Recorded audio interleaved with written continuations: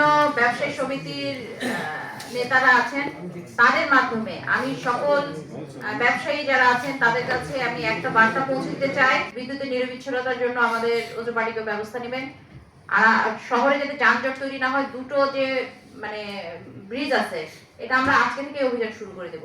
এখানে ওনারা আপনারা নিজেরা ব্যবসায়ীরা আছে, কথা বলে ওনাদেরকে কোথায় বসাবেন আপনারা ঠিক করে ফেলবেন। কারণ রুটি যদি বন্ধ হয়ে যাক, আমরা এই ধরনের অমানবিক কোনো আচরণ, ব্রিজ তো চলাফেরা করার জন্য, ব্রিজে কি ব্যবসা প্রতিষ্ঠান বসানোর জন্য।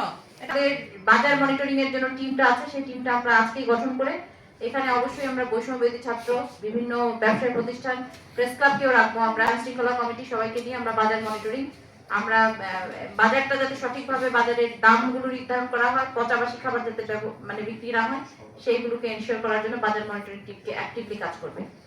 আর আমাদের মোবাইল কোড অব্যাহত থাকবে এবং সেই সাথে ভোক্তা অধিকার নিরাপদ খাদ্য অধিদপ্তর তাদের অভিযানগুলোকে বাড়াতে হবে এবং যারা যানজট যাতে না হয় এটা আমরা করবো। মাস আমরা একটু সংযম করি, সংযম করলে হয়তো বাজারের অনেক কিছু নিয়ন্ত্রণ হয়ে যাবে। কিন্তু এই আমরা সকলেই সংযত হই, সংযমের মাস, হ্যাঁ আমরা হয়তো তাহলে হয়তো বাজারটা অনেক কন্ট্রোল হয়ে যাবে।